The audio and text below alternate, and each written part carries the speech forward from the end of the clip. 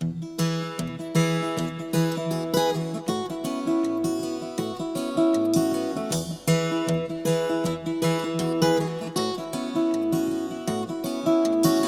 up, looks okay.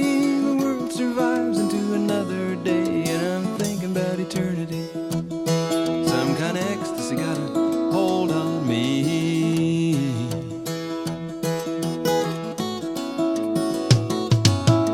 I had another dream about lions at the door. They weren't half as frightening as they were before, but I'm thinking about eternity. Some kind of ecstasy got a hold on me.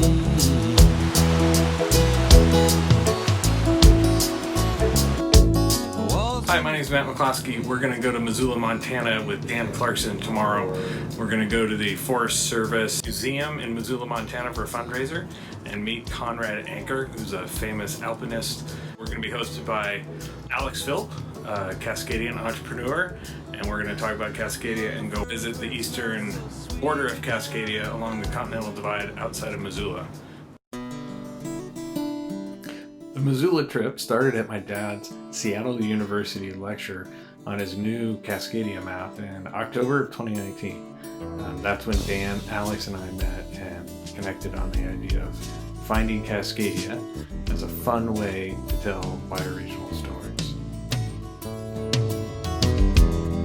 I sneaked across the border, it was threatening rain, so I could stand in this tunnel waiting for the roaring train. And once the What's happening, man? How you doing? Welcome. All right, good to see you. you don't wanna be the horse's hoof prints, you got to be the hooves. Hear that lonesome violin play. See the notes float up in the We are starting to document stories of what it's like to live in the Cascadia bioregion, which is basically an area that describes our home, our rivers, our forests, our cultures within the greater Pacific Northwest. And we're looking for stories of how people get back into the land, how the land is informing us how we live.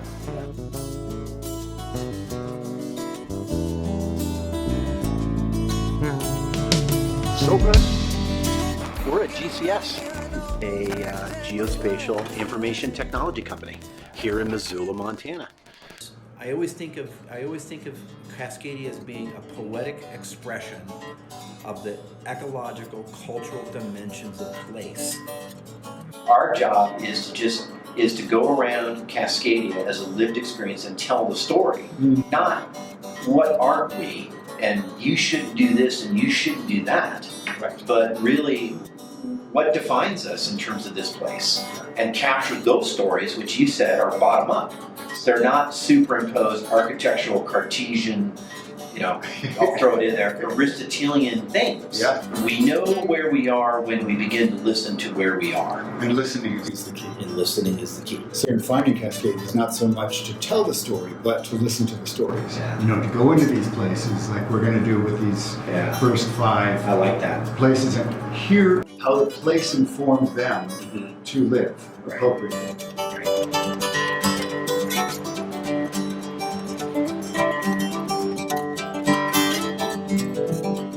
What I've decided we're going to do is we're going to take a tour up some incredible rivers that feed the Columbia, that are central to the water flow coming off the Continental Divide. We're going to see the Bob Marshall Wilderness. Then we're going to go up over Rogers Pass. We're going to go down onto the other side of the Continental Divide into Missouriana. And then we're going to dance between the two worlds. And then we're going to loop back over another pass, come back over the Continental Divide, come down the Little Blackfoot River, back to the main Clark Fork, and we're going to make a loop almost over 250 miles, almost 300 miles today. We've got Mount Jumbo to the left, and we've got Mount Sentinel to the right, and this is known as Hellgate Canyon, named after the Hellgate Rendezvous, or Hellgate Rond, from the fur trapper trader days, 1830s, 1840s. Why Hellgate though?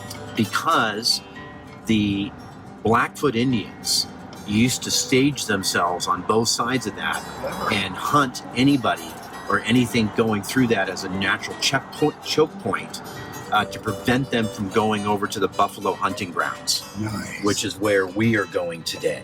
Ancient Native American land here of the Salish and the Kootenai. Really? So Salish were inland this far? Yes, and the Nez Perce, the Nez Perce. Uh-huh. The Rattlesnake Wilderness area to our north, and now we're going right through the middle of the Hellgate Rond. What you find in this canyon are all these layers of history. So originally you had the Aboriginal trails that ran and bisected the continent through one of these passes, the Hellgate Pass. Then you had the Euro-American exploration represented by the Hudson Bay Company. Is after the Euro-American trails and the trapping going on between 1803 and 1842 during the fur trading trapping period, Hudson Bay Company, the Northwest Fur Company, the John Jacob Astor's company, all of that was competing for resources here. Then we had the railroad come in the 1880s, the Northern Pacific Railroad. And so what we end up having is hundreds of years of layers of transportation and migration through this particular nexus.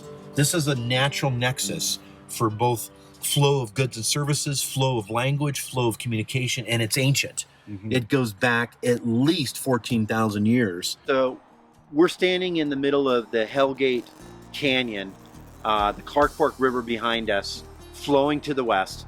And this is a monument to Meriwether Lewis of the Lewis and Clark Expedition, who literally, with 9 members of his party, passed through here, literally within yards of this location on July 4, 1806, on the return journey back to the east. So today, right now, we're looking at the Clark Fork River, and we're at this interesting place where in a few miles, we're gonna break off and head up the Blackfoot River, the Big Blackfoot, famous for Norman Maclean's books. So Alex, where are we here? Okay, so what we're looking at right now is the confluence of the Blackfoot River and the Clark Fork River. The Blackfoot flowing out of the east, the northeast, and the Blackfoot's flowing directly out of the east and south here. And what this is one of the largest restoration projects in Cascadia in terms of a number of things that have occurred. First of all, a dam was put in here back in the 1920s, I believe, to basically deal with flooding and to generate a small amount of hydroelectric power. Mm-hmm. And over time, this whole area you see behind me was all underwater in what was called the Milltown Pond. Milltown is a little town here where there's logging operations. But due to the mining activity and the copper mining and the heavy metal mining, the silver mining, all those tailings, those toxic tailings would come down the Clark Fork River 100 miles and they would settle and deposit behind this dam, which made all this sediment in here toxic sediment. And what really got people concerned about 30 years ago is they started to test the well water of the people that drink the water here, that lived here, and they realized that it was toxic. So that began a long study and analysis to basically do a couple things. A, remove the dam. B, restore the confluence of the Blackfoot and the Clark Fork River and begin to remove the toxic sediments from this Milltown area and restore the vegetation to its natural state. Beautiful. So that's the restoration here, and this is one of the most successful restoration projects, again, in all of Cascadia. And what you're looking here is basically the effects of restoration over 10 years. Your feet in the cloud of gold. We're standing in a place that literally would have been underwater over 20,000, 18,000 years ago from glacial Lake Missoula. The ice dam was over 200 miles down the Clark Fork River, and the continental glaciation would come down and it would block the river with this, literally this ice dam. And we believe that maybe 20 times over 2.5 million years during the Pleistocene, that dam would literally break when the glaciers would recede, and hundreds of millions of cubic feet of water per second would flow out, drain all these glacial lakes. And it was in surge across Cascadia, across the eastern plateaus of Columbia, carved out the gorges, carved out the channel scablands, and billions of cubic feet of water per second would burst into the Pacific. That's the story of this area. during the Pleistocene up until the Holocene in terms of glacial Lake Missoula. We would have been literally under that water here. Beautiful. Yeah. I've heard that story 1,000 times, and I've always wanted to be in that place, and to be standing in that lake now at the lake bottom is just a phenomenal experience.